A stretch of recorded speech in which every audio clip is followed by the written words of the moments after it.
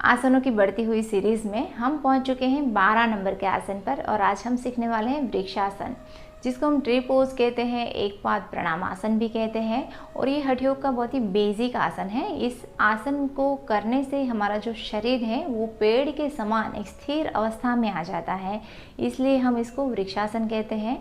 और ये आसन करने से पेड़ की जो विशेषताएं हैं, जैसे कि स्थिरता, संतुलन, गंभीरता, गहराई, सहन शक्ति, उदारता, ये सारी जो विशेषता, क्वालिटी, ये हमारे शरीर में भी डेवलप होती है। तो ये हमारे शरीर के लिए बेहद ही फायदेमंद आसन है। ये आसन हमें फोकस करने के लिए मजबूर कर देता है, जिसे आप किसी भी स्ट्रेस में, तनाव में भी है, तब आप ये आसन करते हैं तो आपको फोकस ज़रूर करना पड़ेगा, जिससे आपका स्ट्रेस, तनाव भी दूर हो जाता है। तो ऐसे इस आसन के और भी काफ़ी सारे फायदे हैं जो हम आगे देखेंगे। तो इस आसन को करने के लिए आपको योग की सामान्य सूचनाओं को ध्यान में रखना है। इसके अलावा जिसको भी इंसोमेनिया की प्रॉब्लम है या माइग्रेन की समस्या है या किसी एक पॉइंट के ऊपर देखने से सिरदर्द होने लगता है, जो लोग बहुत ही ज़्यादा चुपचाप बैठे रहते हैं, किसी से ज़्यादा बातचीत नहीं करते हैं, अपने आप में ही खोए हुए रहते हैं, उन सभी लोगों को भी ये आसन नहीं करना चाहिए। बाकी हर कोई इस आसन का अभ्यास कर सकता है। तो अब इस आसन को करना कैसे है ये देख लेते हैं। ये आसन करने के लिए दोनों पैरों के पंजे को पूरी तरीके से सीधा रखते हुए मैट के ऊपर खड़े हो जाएंगे। अब जो पैर हमें नीचे रखना है उसका पंजा भी पूरी तरीके से सीधा है और आपको नी को लॉक करके रखना है, जिससे आपका पूरा पैर जो है वो एकदम ही स्ट्रेट रहेगा। अगर आपका घुटना हल्का सा भी मोड़ा हुआ होगा तो आपको बैलेंस नहीं होगा और हो सकता है कि नी पेन भी हो। और दूसरी बात आपको ये ध्यान में रखनी है कि जब आप पैर को ऐसे ऊपर की ओर उठाते हैं और उसका तलवा जो है वो आप दूसरे पैर से लगाते हैं, तो पैर का तलवा आपको कहाँ लगाना है कि नी के ऊपर ऐसे कभी नहीं लगाना है। अगर आप नी के ऊपर लगाते हैं तो आपको नी पेन भी होगा और बैलेंस भी नहीं होगा। तो आप अगर पूरा पैर ऊपर की ओर नहीं उठा पाते हैं, ये तलवे को हम यहाँ पर थाइस के ऊपर नहीं लगा पाते हैं, तो आप नी से नीचे इस तरह से भी इस आसन को कर सकते हैं। तो इस बात का भी आपको ध्यान में रखना है। अब दूसरी बात ये है कि आप जब पैर को ऐसे पूरी तरीके से आसन कर लेते हैं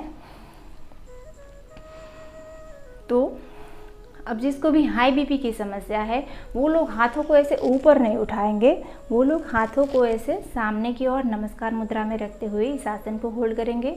आप चाहे तो आपने जो नज़र है उसको सामने की ओर भी रख सकते हैं, चाहे तो ज़मीन के ऊपर भी रख सकते हैं और अपनी क्षमता के अनुसार इस आसन में होल्ड कर सकते हैं। और जिन लोगों को होता है वो लोग हाथों को ऐसे ऊपर की ओर उठाएंगे और नॉर्मल ब्रीथिंग करते हुए अपनी क्षमता के अनुसार इस आसन को होल्ड करिए और फिर रिलैक्स हो जाए। यहाँ पर ब्रीथिंग पूरे अभ्यास के दौरान आपको एकदम नॉर्मल ब्रीथिंग करना है, धीरे धीरे से सांसें लेती रहना है। ठीक इसी तरीके से आपको दूसरे पैर से करना है। नीचे जो हमने पैर रखा हुआ है उसको हम पूरा सीधा रखेंगे, दूसरे पैर को ऊपर उठाएंगे, उसका जो तलवा है उसको हम जो पैर खड़ा है उसकी इनर थाइस के ऊपर लगाएंगे। और एक बात ध्यान में रखें, आपका जो पैर ऐसे मुड़ा हुआ है उस पैर के घुटने को आपको जितना हो सके ऐसे आउटसाइड रखना है, इसको ऐसे इनसाइड मत रखें और जितना हो सके आउटसाइड रखने की कोशिश करें। और फिर हाथों को ऊपर उठा लीजिए, नज़र को सामने या तो ज़मीन के ऊपर भी टिका सकते हैं, बस बैलेंस बनाना है।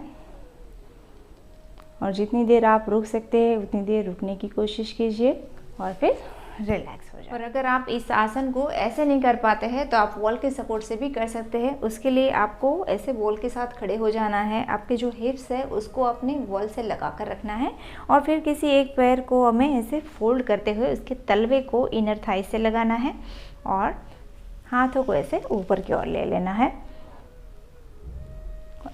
और ठीक इसी तरीके से हमें दूसरे पैर से करना है।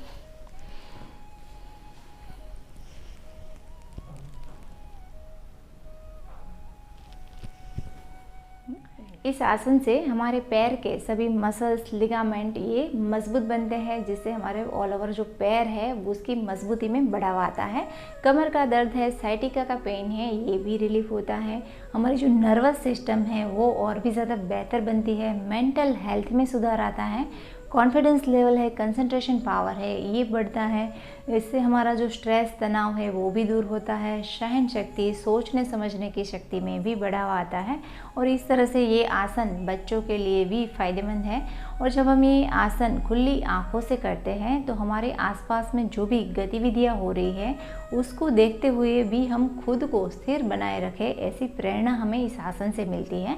तो आप इस आसन को अपने रूटीन में शामिल करें और ऐसे ही लगातार हम और भी आसन सीखने वाले हैं, जिसके लिए अगर अभी तक आपने मेरी चैनल सब्सक्राइब नहीं किए हैं तो पहले चैनल को सब्सक्राइब करें, बेल आइकन को प्रेस करें, जिससे हर एक वीडियो की नोटिफिकेशन आपको मिले और कोई भी वीडियो आप मिस न कर पाए। तो ऐसे ही हम अगला आसन सीखने वाले हैं त्रिकोणासन। तो बने रहिए मेरे साथ विद योगा डेस्टिनी। धन्यवाद।